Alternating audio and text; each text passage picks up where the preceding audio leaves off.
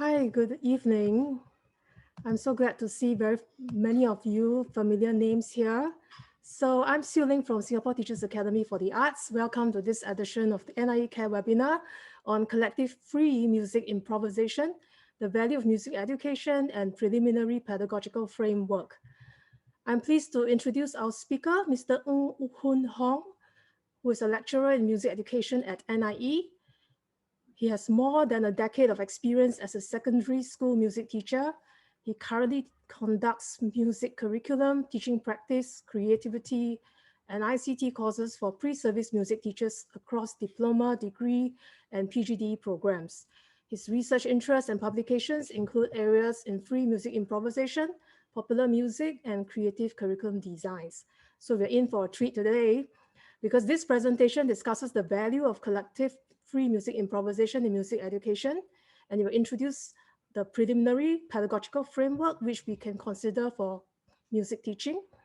And this webinar will be recorded and made publicly available on the CARE website.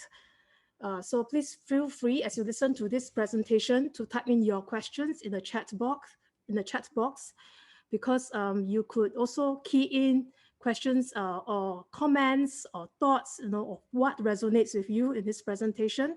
Fill the chat so that we can have a lively exchange, and then we can have a discussion at the end of his presentation. So now let's view this presentation. It's a pre-recorded presentation, but Hoon Hong is here, so he will be able to address these questions with us live afterwards. Okay, so let's now start. Hello everyone, I'm Hoon Hong from NIE and I'm happy for the opportunity to share with you my research on collective free music improvisation, or CFMI for short. Before I continue, I would like to first share a video to show one possible manifestation of CFMI to show what it is about.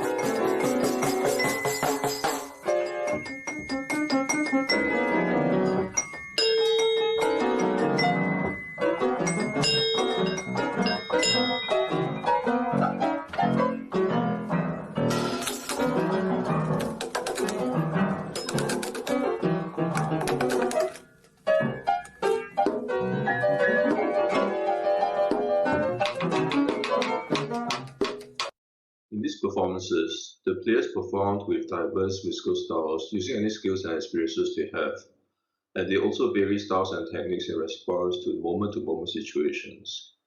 The music emerges through real-time interactions and the changing context of music making, and these are some characteristics of collective free music improvisation.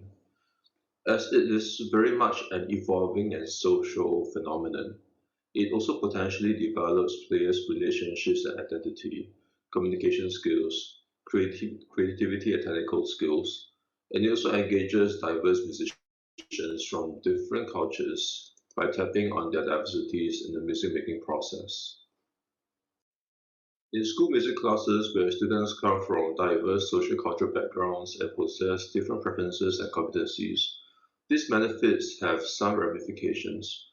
For example, it allows them to come together to communicate and interact despite their differences. It also allows them to express themselves freely using any musical language and resources at their disposal. Finally, it allows them to communicate with diverse musical skills and styles and encourages them to confront, negotiate, and reconcile the differences. These benefits are founded on the enabling constituents of collective free improvisation, which, based on lit review, comprise social musical interactions, personal musical vocabulary, and shared understanding. Collective free improvisation requires constant interactions among performers to sustain conversations on a social musical platform. These interactions lie at the core of free improvisation, rather than traditional concepts such as melody and harmony. The interactions involve performers deciding when to play, what to play, and when to keep silent based on their interactions with each other as they explore their roles and relationships. The second enabler is the acquisition of a personal musical vocabulary, which comprises a repertoire of personal musical phrases used to express different thoughts and emotions in response to different situations. This is very much similar to verbal vocabulary that is used as communication tools in conversation. The final enabler is shared understanding, which comprises a common understanding of the social context, purpose, and communicative codes of improvisation between performers. This is because improvisers need to share a large repertoire of cultural knowledge and practices for their musical exchanges to be understood. This may comprise an overarching scenario shared by all performers and formulate musical phrases that parallel prescripted sentences used in conversational context. To show how CFMI may be conceptualized primarily as a social communicative endeavor, I've done a mock-up with my students using mouse interactive strategies as the focus in the performance.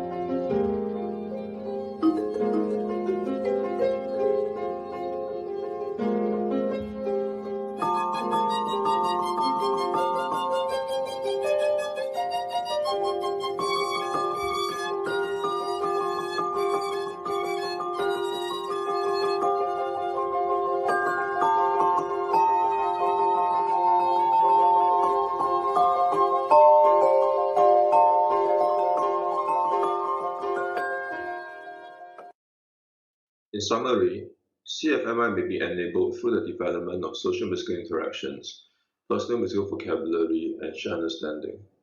The diagram on the right shows how these three enablers may work in tandem to enable collective free improvisation. Developing social musical interactions involves improvisers acquiring contextually meaningful patterns of coded performance behaviors. They also need to constantly acquire new vocabulary to develop their personal language for fluent conversations in different situations. Shared understanding between players could also be developed over time, so that while retaining freedom to express themselves, they also maintain interdependence in the group through shared conventions to sustain group cohesion.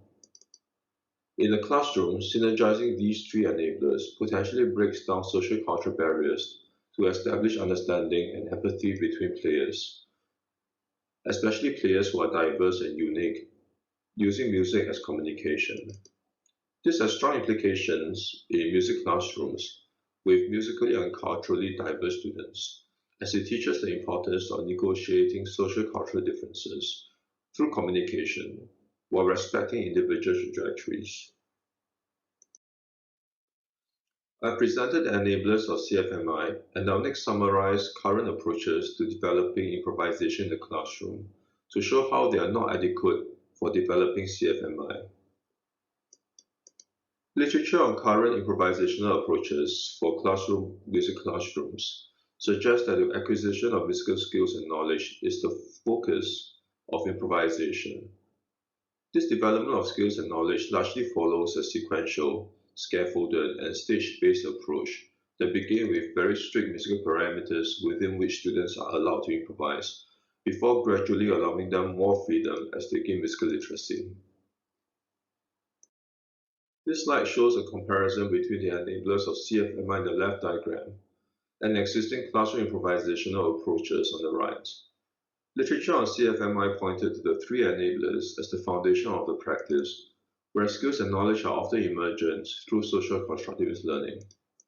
However, current classroom approaches tend towards scaffolded and sequential skills and knowledge development, where the three enablers are emergent. These classroom approaches are described as limiting and encompassed by the following three attributes: a clear path for accomplishing an improvisational product assessed based on tonal or rhythmic success, restricted opportunities for students to manipulate their musical material when improvising, and teacher-guided instructional methods. To develop CFMI, they are inadequate for four reasons, and they are: firstly, the three attributes inhibit spontaneity and individuality, which are essential elements of CFMI. Secondly, foregrounding the development of skills and knowledge is not adequate in addressing the multiple facets of CFMI, which comprises the three enablers. Thirdly, a linear development from simple to complex in skill development denies the interactive situatedness of social constructivist learning, where CFMI strives. Such linear development neglects the diversities of students who possess different competencies and preferences and who do not conform to a standardized way of learning. Finally, researchers have argued that the core of improvisation lies in its potential for self-transformation and discovery, and its social, psychological, and spiritual effects on the improviser. On this transformative journey, skills development is simply a means towards actualization. Therefore, this implies that existing classroom improvisational approaches are not adequate for developing CFMI. In response to the potential value of CFMI in music learning and the lack of suitable pedagogies to enable it, I studied the experiences of student teachers in a CFMI course in NIE with the intent of developing free improvisation pedagogy relevant to Singapore's music program. This is based on the premise that teachers need to first acquire free improvisation competencies to help them teach free improvisation. And through the learning experience, they may inform pedagogical strategies for developing CFMI curriculum in Singapore schools. This approach to developing CFMI pedagogy is in view of the current lack of studies and evidence of free improvisation being conducted in schools, and the lack of free improvisation practitioners in the school system.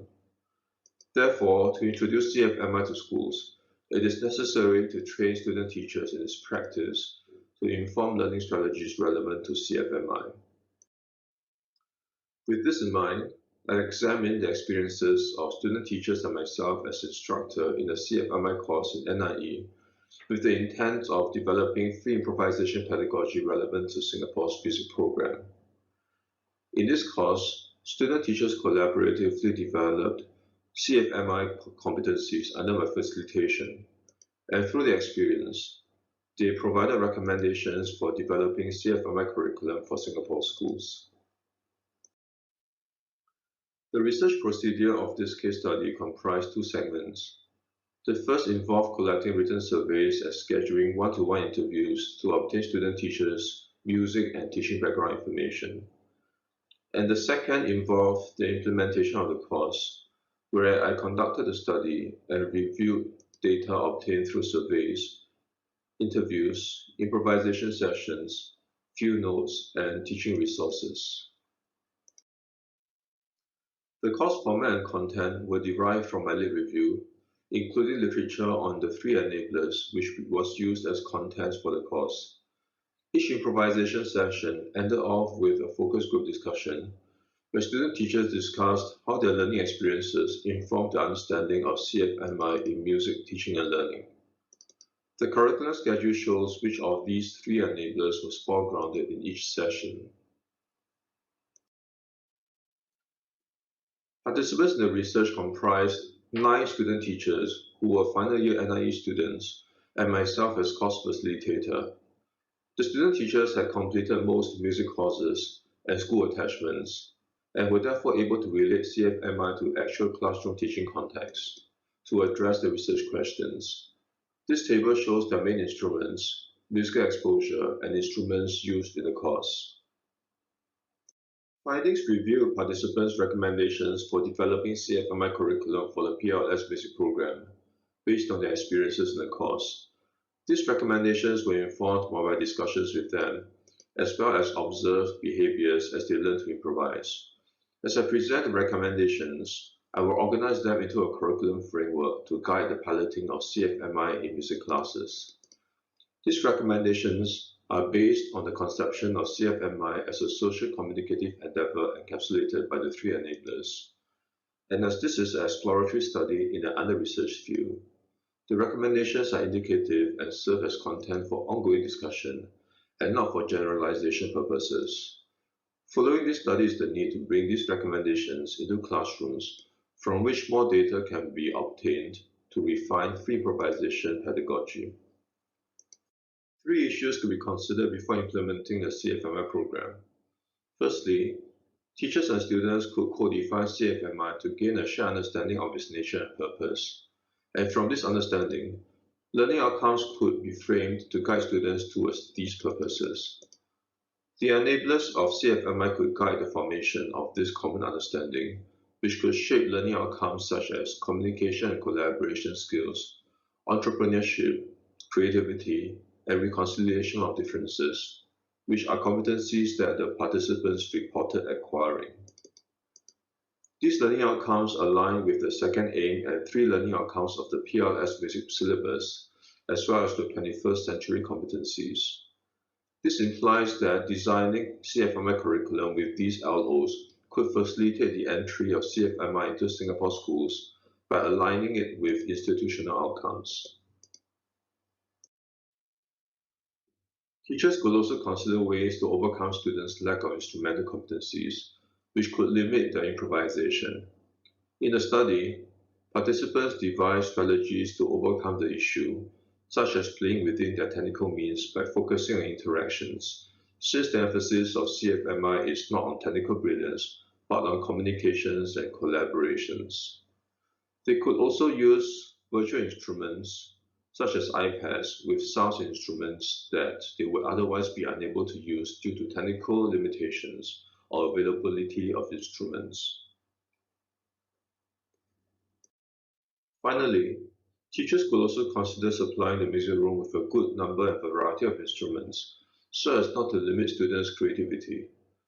Virtual instruments such as iPads may be used to expand the repertoire of instruments available.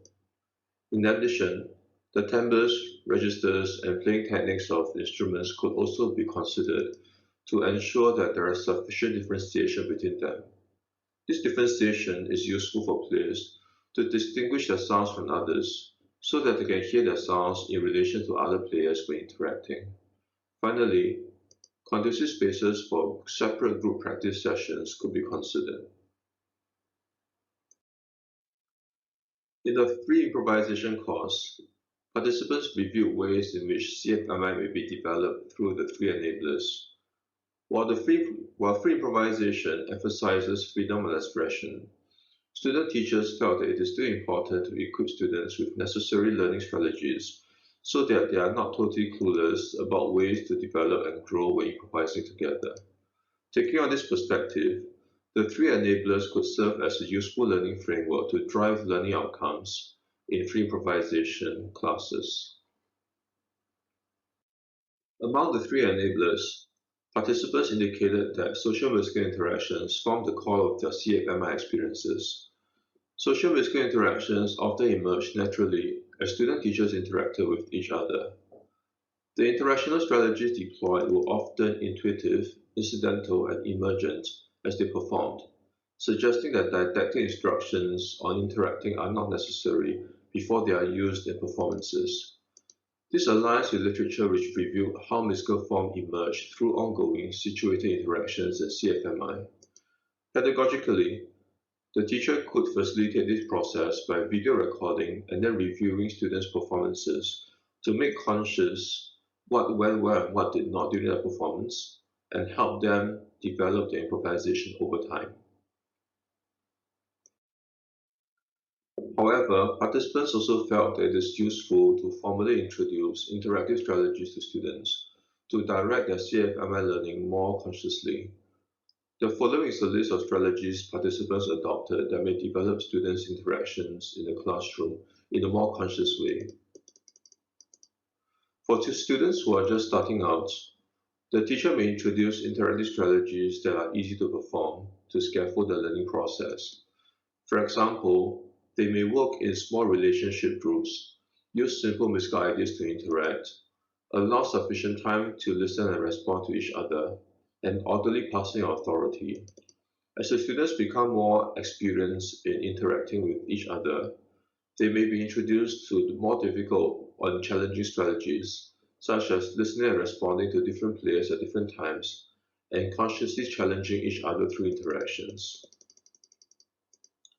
In the music classroom, the teacher could navigate fluidly between facilitating the development of interactions as an emergent process and through conscious adoption of interactive strategies to address students' diverse learning needs. These strategies could be perceived as a repertoire of tools that may be adapted and adopted in free improvisation classes to scaffold students' social musical development. At the start, when players in a group are unfamiliar with each other, teachers may facilitate the collaborations by introducing shared understanding as a unifying factor in CFMI performances. In the music classroom, shared understanding may be presented as a set of shared guidelines or parameters such as mood, meter, or harmonic progression which players agree on, within which they improvise to sustain group musical congruence. Strategies to develop shared understanding may be introduced to students, but after which it needs to be developed over time as they are gradually socialized into their groups. The following is a summarized list of strategies that participants adopted that are potentially useful for developing shared understanding in the music classroom. However, the participants' experiences also suggested that too much shared understanding may not be good, as it stunted dynamic exchanges between them and resulted in predictable music making.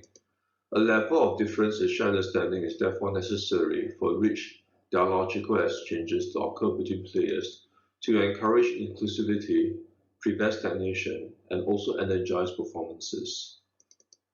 Therefore, the teacher could help students who over-rely on shared understanding to shift their attention towards performing situationally and in real time through social musical interactions.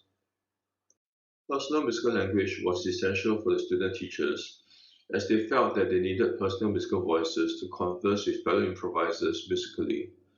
Student teachers' feedback concurred with the argument for musicians to develop sufficient musical vocabulary in the same way that they develop vocabulary in verbal conversations. Some strategies for developing personal language in music classes are listed below. For example, as they primarily develop their vocabulary through social musical interactions as an emergent process, teachers may likewise encourage students to expand their vocabulary in the same way. And just as they develop contextually relevant musical vocabulary by negotiating their languages around each other while interacting, they could likewise encourage students to focus on how they are heard in relation to others by developing and using vocabularies relevant to the context of their group conversations. By studying how student teachers improvised, their learning journey was reviewed to comprise 3 segments which delineate the general flow of their creative process.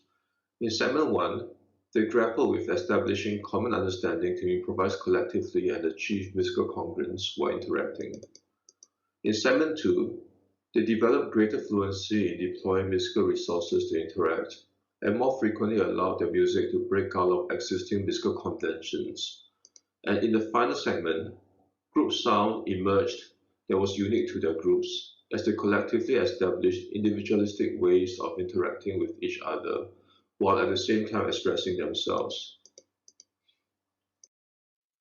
By mapping this three-part framework onto the three enablers, we could deploy a pedagogical approach where the teacher foregrounds the development of one of the enablers based on where students are in their improvisational journey. So for example, if students are grappling with establishing common understanding to improvise together in segment 1, the teacher may foreground strategies for developing shared understanding. Likewise, if students are stagnating and struggling to evolve their music in real time in segment 2, the teacher may emphasize strategies that develop their social musical interactions to break them out of their confinement. Participants' discussions and behaviors in the course also inform three general curriculum considerations when developing CFMI. Since free improvisers are to perform freely and in the moment, one important question then is what do they do during practice sessions? In the study, student teachers utilize practice sessions to explore different musical ideas, ways of interacting with each other, as well as the possibilities of the instruments. These explorations did not concretize their ideas into fixed compositions to be rehashed in subsequent performances. Instead, these experimentations melded various musical ideas and interactions into disconnected modular chunks of information that players could deploy in future performances. This notion of inventing modular information chunks occurred frequently during practice sessions. Musical ideas, instrumental playing techniques, and interactive patterns explored during practice sessions often resurfaced in subsequent performances and were adapted to the prevailing performance context. In the music classroom, students could consequently be made to understand that the purpose of practice sessions is not to concretize the performance into a premeditated piece of composition. Instead, they could be seen as opportunities to develop ideas, instrumental techniques, and group interactive patterns as modular concepts to be used as potential resources to respond to future performance situations. In the CFMI sessions, assessment for learning was embedded throughout the learning process. After a practice performance, student teachers frequently went through a review process by discussing what went well and what did not. And based on these peer and self-assessments, they suggested future pathways to develop their improvisational skills. To facilitate assessment for learning, student teachers recommended the use of video references, such as playing back video recordings of students' performances to elicit their reflections and make conscious what they did, which could also create future pathways to develop their CFMI skills. However, the student teachers also warned against being too self-conscious when performing due to video reviews, which could stunt their performance flow. This occurred when they overanalyzed their performances, which suggested that a balance needs to be struck between raising players' awareness of their performances through video reviews and simply letting musical ideas flow during performances. Their behaviors and feedback indicated the following considerations when selecting and using instruments. Firstly, instruments used should clearly be differentiated in timbre range and playing techniques to better distinguish their musical lines and roles from each other during performance. This will allow individual voices to be heard more clearly and interact better with other voices as separate entities. The affordances and limitations of instruments should also be considered as they impact on the interactional possibilities and performance strategies. Finally, the teacher could consider using virtual instruments to provide a wider range of sound possibilities for performances, as well as overcome obstacles such as the lack of instruments or instrumental skills to supplement students' personal musical vocabulary. Participants' improvisational journey was enabled through conditions that facilitated their growth as free improvisers. During performances, participants created a safe and secure environment to experiment with musical ideas without fear of being judged. This helped them break psychological barriers to explore more freely, as their fear of dissonances and making mistakes was lowered. Similar safe environments should be enacted in the classroom to allow students to explore comfortably, especially in the beginning when they are trying to find their footing. Spontaneous explorations and experimentations will also be embedded within student-teachers practices throughout the course. These explorations were instrumental in generating ideas for their performances. Sounds resulting from play and experimentation often turned into musical material in subsequent performances. And consequently, in the music classrooms, such explorations should also be encouraged, as random ideas from explorations may become main ideas for future performances. Sufficient time was needed for student teachers to develop their group rapport and instrumental skills. Through time, they learned to interact with each other by understanding their disposition and behavior in order to respond to them appropriately, as well as to rely on each other to play their musical roles to construct their performances together. And as the last point, sitting arrangements that enable good sound balance and visual arrangements and visual contact between players should be considered as it facilitated their musical exchanges. Translating this to the classroom, students could be seated in such a way as to allow all instruments to be heard clearly and equally by all players, and to allow equal visual distribution between them to enable egalitarian conversations. And so here's the fully constructed pedagogical framework.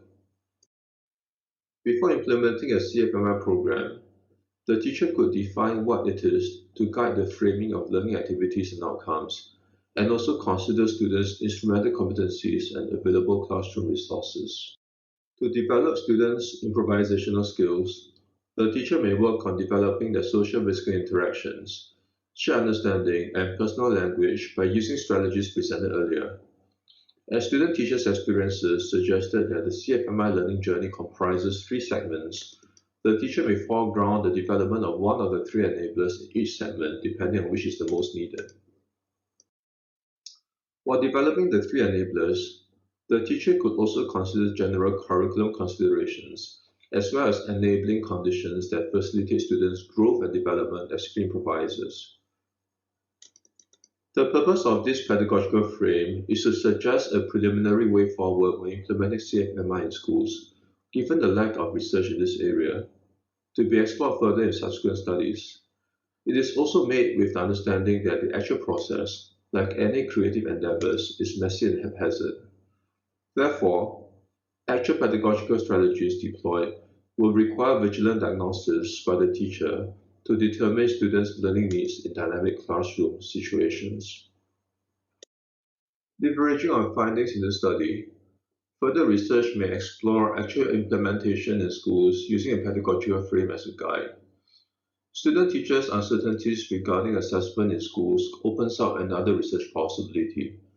This may include looking at ways in which CFMI may be assessed to develop students' improvisational skills, meet syllabus outcomes, and address accountability demands in Singapore schools.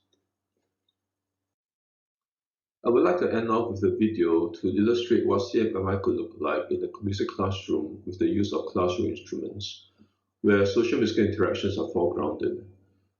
In this video, the performances exclude the use of virtual instruments and instruments from music CCAs, which students are trained in, which could open up even greater opportunities for collaborations and communications.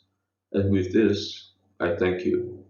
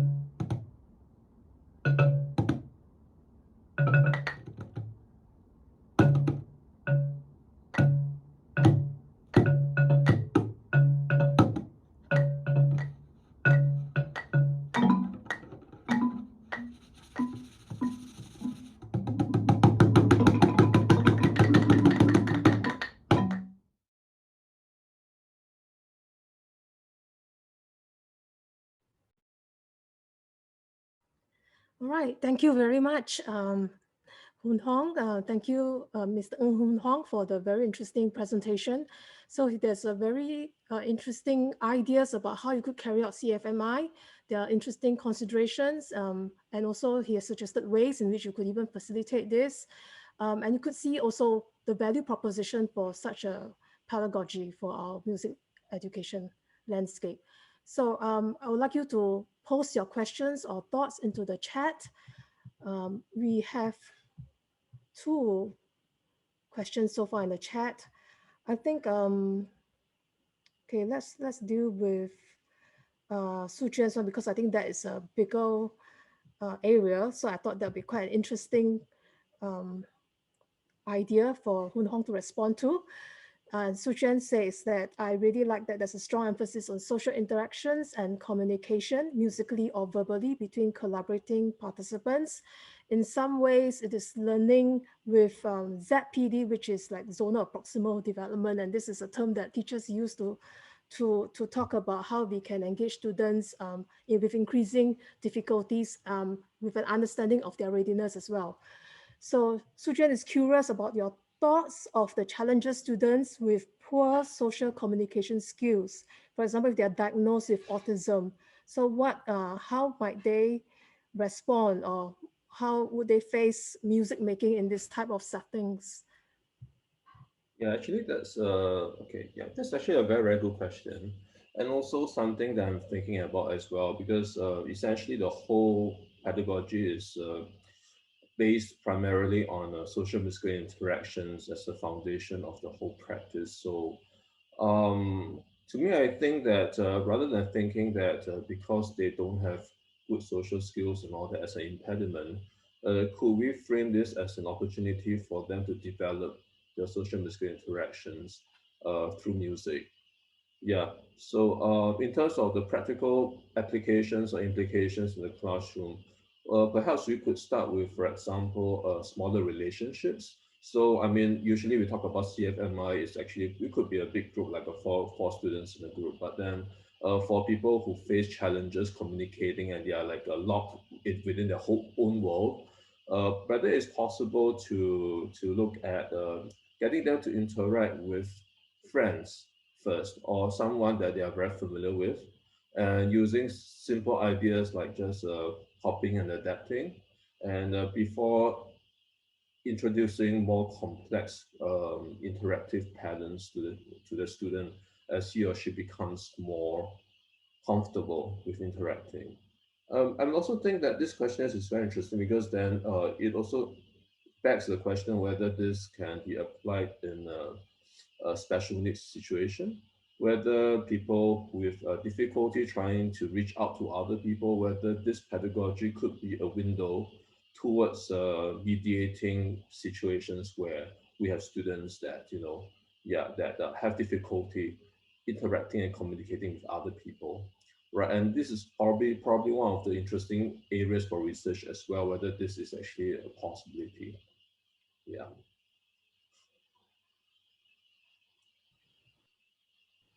Thank you very much, Mohan, for your thoughts and response to that question. Yeah, so if any of you have further thoughts about that, or you can also just chime in or just type your question about the social interactions aspect of that. But there's another very interesting question as well from Soon Kong. And he's okay, I'll just read it. It's totally new to me and not my area, so please excuse me for asking this question. The first video example where the pianist randomly hit notes, suggesting performers are not constrained by any musical rules. That being the case, how does one teacher evaluate a CFMI performance? Therefore, if there are no musical rules and hence no musical evaluation, is this then merely an exercise and evaluation of interactions or communication as byproduct of musicking rather than true musicking and improvisation seen in jazz improvisation? So I mean, even in atonal music has rules, should there not be at least some basic musical rules for CFMI too? Okay, Hoon Hong, would you like to clarify that? Mhm. Okay. I think that there might be a misconception, perhaps, that there are no rules in the CFMI because definitely there is. However, what CFMI means is that all of us have our musical background. So I mean, primarily I'm a Western classical, and then we have another student or a friend who may be trained in other areas. So we could actually draw on our musical background to perform, right? But the thing is that as we perform using our resources while we play in the moment. And another player will also do the same thing. All right, he can be like play DK Barat style or something like that. However, the possibility of us interacting is there because of CFMI. Because fundamentally, what is tying us together is social musical interactions. Yeah, if that makes sense to all of you. So I think that then there are no rules, and in this case, what is interesting then is in terms of assessment, right? How do we assess this? If we conceptualize this based on lit review as a social communicative endeavor, and the three primarily enablers are social musical interactions, social personal musical vocabulary, or rather the development of personal musical vocabulary, as well as development of shared understanding, then we could actually assess them based on these three parameters. So, for example, if you introduce to them different musical interactions in the classroom, then we could then have one of the criteria as development of social musical interactions, and assess them based on how well they interact or in what ways do they interact with their friends during the performance.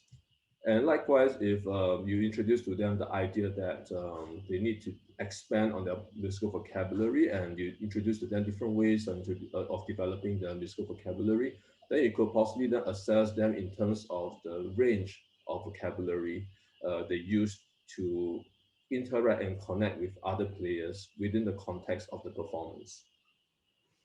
Yeah. Yeah, thank you very much for that. So if you're assessing a CFMI performance, those three enablers are what Hoon Hong has suggested if you're really looking at what a good CFMI performance look like. Um, I'm also thinking about when we're talking about interactions, like with Suchen's questions as well. I thought, when music teachers, we always think about scaffolding, especially when we have a large class. So I Mm. thought when Hong Hong you introduced the monk strategy for interaction, I thought that was really useful because that is some basic ways in which we think about, okay, interaction in a layman way, but how can we then translate those interactive um, patterns in the music aspect? So maybe could you just explain a little bit more about the Monk strategy for interaction and how it's used in CFMI? Okay, I think that the video that I shared earlier already in a way demonstrated how they can be used. So I think that essentially the notion that CFMI is just dialoguing with other people, and the kind of strategies that we use in verbal communication is very much the same kind of communication that we use in music as well. Right. So I think that the emphasis of this kind of practice is that we foreground the communicative aspect rather than the more traditional notion of melody and harmony, right? Where with the understanding that we need to actually understand extents, traditions, the kind of theory embedded within certain extent musical traditions, or the kind of musical practice, like for example jazz and things like that. And um, then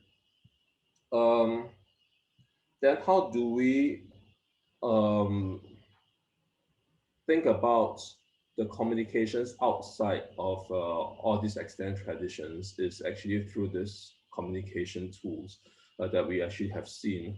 And what is interesting there, for example, is like, for example, if you have a student who actually plays something, all right, then the main question that we have here is how do you respond to that motive or something like that, right? Regardless of whether it comes from a jazz thing or is it come from a different other tradition or things like that.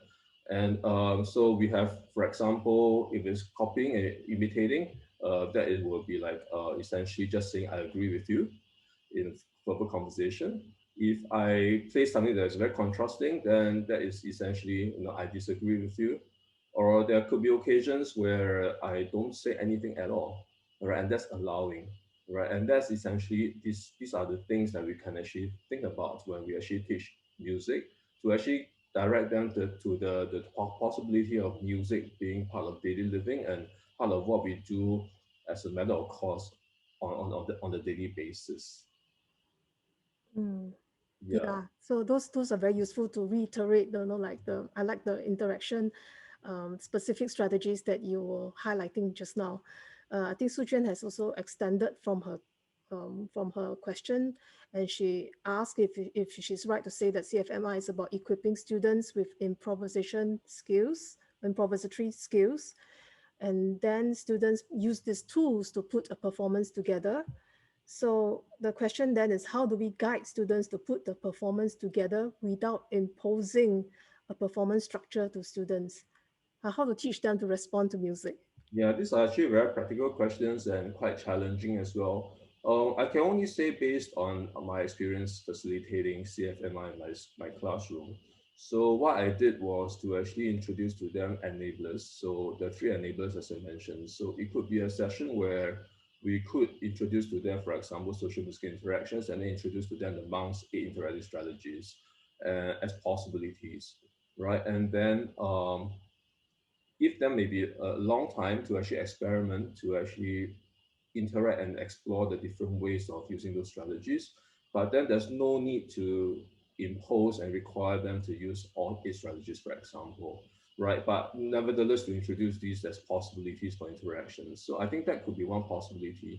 The other way to do it could be via video review, because I think when they improvise together collectively, it is quite natural for them to just use interactive strategies already on their own. So through video review, where they actually re-record their performances and then play back to them and then elicit their responses about what kind of interactive strategies that they have consciously used, and then extrapolate on those strategies that they have used, and from there guide them towards maybe refining how to use these strategies. Yeah, so I think that's one possibility. So one way to do the video review thing is possibly you can do it as a weekly thing, right? So think of it as portfolio assessment, where we have, like, every week we have a consolidation of the performance. We video record them and then get them to do some kinds of self reflections, and then they can actually kind of like look at what they have done and then chart further ways of so-called developing themselves, their free improvisation. In that kind of process where we kind of like get them to reflect and then identify what they want to develop in, and then ask them to find ways to develop further. I think that actually goes under some of the fundamental um, precepts of assessment for learning. Yeah. So I hope that addresses a bit of that question as well. Mm. Yes. Okay, we have a new question as well from Amira. Thank you, Amira. So she says CFMI really resonates with her, and that's great. So she would love to try it out on students in the primary level. But she's also mindful of the school's SOW, which is scheme of work. Yeah. It's already planned out that she has to follow. So, what are some small, immediate ways that we can start to apply CFMI practices in our already existing lessons with younger children, being mindful of this scheme of work and the learning outcomes of our syllabus? Oh, okay. Well, that's very challenging. Well, if I can suggest some, just maybe two ideas. Well, I mean, one thing that already I think that I've already kind of like presented CFMI in such a way as to argue that it aligns with the 21st century competencies and also the PLS syllabus, some of the learning outcomes. So if I can reiterate that, I mean, because it's very much a social musical interactive endeavor. So in terms of 21st century competencies, it aligns with like development of self-awareness, social awareness, relationship management, communication and collaboration skills, amongst others. In terms of aligning with the PLS music syllabus, it aligns with the second aim. And if I may paraphrase, it develops students' ability for creative expression and communication through music, and it also aligns with the three learning outcomes from the PRS syllabus. So the first one, perform music in groups and develop musical capacities to express themselves. Number two, create music in groups to develop creativity through improvising and composing. And the last one is to listen and respond to music to experience new sound worlds and different musical genres and traditions. Yeah, so in terms of, I think, alignment to the syllabus, we are kind of like well protected. Okay, now, so in terms of how to place it within an SOW, One possibility is to place it as a first module in the music program, right? So maybe a primary one program to explore the possibilities of sounds instruments as conduits to personal expression and means of communicating with each other. And to do so is also to do it without the hurdles of traditional musical knowledge and instrumental skills, and without prejudice to their existing musical cultures and competencies, which I think is very, very important. Not to be judgmental and just to let them explore sound worlds at a primary one level. Another possibility is also to position it as a primary six module. Um, of course, I know that currently primary six, they only have half an hour, right? So I'm not very sure whether this is possible, but my suggestion then is that to position it as a final year module where it's a combination of all the skills, knowledge, and styles that the students have acquired in the previous years, and allow them to deploy freely all these resources all these musical resources that they acquired over the years to express themselves freely and to interact with others. Again, without prejudice to their whatever existing musical cultures and competencies that they have acquired. Yeah. So I think in both cases, we could possibly argue that CFMI develops creativity as students find creative ways of making use of the existing musical skills and knowledge. And by doing so, they make the whole experience very deeply meaningful, relevant, and authentic. Yeah, because it is made in situations that are contextualized to their personal situations. Yeah, thanks, Hoon Hong. So you give an example from like the lower primary, and you also gave an example at the upper primary. I'm also thinking of a mid-primary example, which is, in our syllabus, we do soundscapes as well. Yeah, We teach that, and we sometimes go show students like what are the sounds of Singapore, what are the different, I think an activity like CFMI could maybe be used when we teach soundscapes and have students picking up like makeshift instruments, yeah, and then collectively improvising, but of course maybe with certain guidance like, okay, I want you to respond in a certain way, with your interaction patterns that you were sharing with us just now. Or they could also like talk about reinforce certain concepts like loud and soft sounds. Okay, now we shall make a loud sound in this section, and can you respond to each other's ideas? But of yeah, course, I mean, in a primary school context, children could be really noisy, and it could be difficult to manage in a classroom context, especially with 40 or 30 or 40 children in the class. So I think one way is, if we want to just try out small, we could possibly just get a group of students and have guide, like, okay, these are like your 10 students, volunteers, and we shall just try out like a very short 2-3 minute segment. The rest of the class could observe what, and then give suggestions, and then after that they can reflect on the process, improve it with another group of students. So it could possibly be that, to help the teachers manage the class and yet facilitate the CFMI in the context of their SOW. So there could be possibilities with that. But of course, if you have more suggestions, we are really very happy to hear, because many of you here are teachers as well. So if you have examples to share, that you think you could use CFMI, it'd be really great for our community. yeah, that's right. And of course, from the research perspective, then if there's anyone who is interested in pursuing this, and I could possibly come down to facilitate as well if I get a research grant. I'm so sorry because I'm from NIE, so yeah. All right, so research is a part of what we are required to do, and I really welcome anyone who is really interested in seeking an alternative way of delivering your lessons, which could be complementary to whatever that you're already doing right now. Yeah. And actually, back to your other question about soundscapes, I think that possibly there's a connection between the two, because really I think soundscape is a very good platform to develop CFMI as well. And actually, since you're at this point, because I do have that video to actually show one possibility of how soundscapes and CFMI could be married together. And so I think I may just share this first, assuming if that's Yeah, okay with yeah, sure, sure. yeah, so I'm just going to share a 4-minute video of another possible manifestation of CFMI that is where we also incorporates soundscape elements. So what you're going to see is a performance that is totally in the darkness, Total darkness because I wanted the performers and the audience to use their ears much more than their eyes, as in order to orally explore some relationships. Number two is that you will see that the whole performance itself is very democratic and very egalitarian. I think that's one of the main points of introducing CFMI, because it's a very democratic practice. And they do so by swapping instruments. So they take turns using each other's instruments, whether they are proficient in the instrument or not. And it is also democratic because the whole performance is not on the stage. Yeah, it is actually a performance that's within the immediate space around the audience. And the social musical interactions that you see are not static and fixed in space, but what you'll see is that they are fluid and they move in 3D spaces.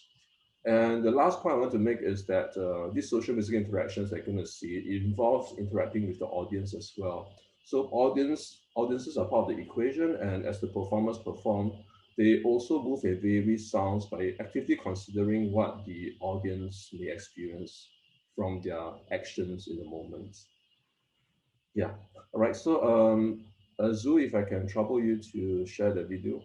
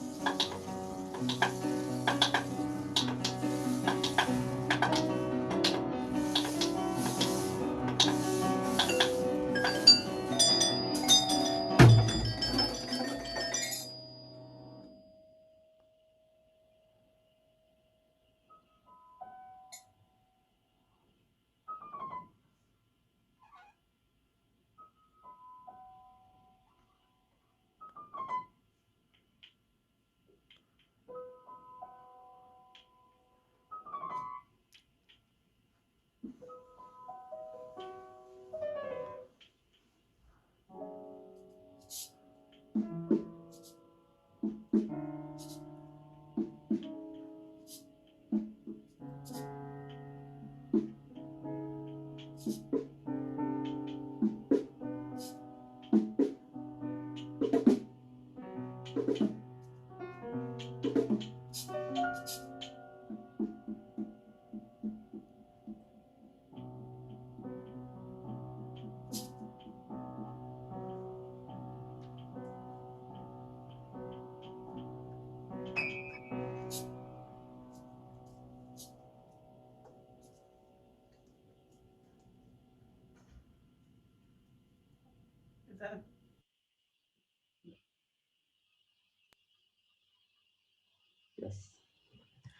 Wow, thank you very much, Hoon Hong. That's a fantastic experience, I'm sure, for the students or the audiences involved. Yeah, so I think we have almost come to the end of this session, but I thought we'd just round up with a few key points or key thoughts that I have. Actually, I thought the CFMI is pretty new, but something that we can all consider as music educators. Firstly, it's the idea of inclusion, because in this current education landscape and our current context, we are talking about getting more students included in our music curriculum, music education. So this CFMI actually allows students of different musical experiences to collaborate, and then also coming in at different entry levels, regardless of their musical experiences, and they can still make music together. So this is a very powerful platform actually to think about including into our music curriculum. It allows for differentiation. It promotes thinking in music and meta connection, such as when there are opportunities to reflect on the video recorded performances. Hoon Hong has also explored the possibility of integration into our music curriculum, teaching even certain music concepts when we foreground certain interactions, musical, social interactions, and also perhaps forcing us to really relook at what music is about, redefining music, opening up our musical mindsets.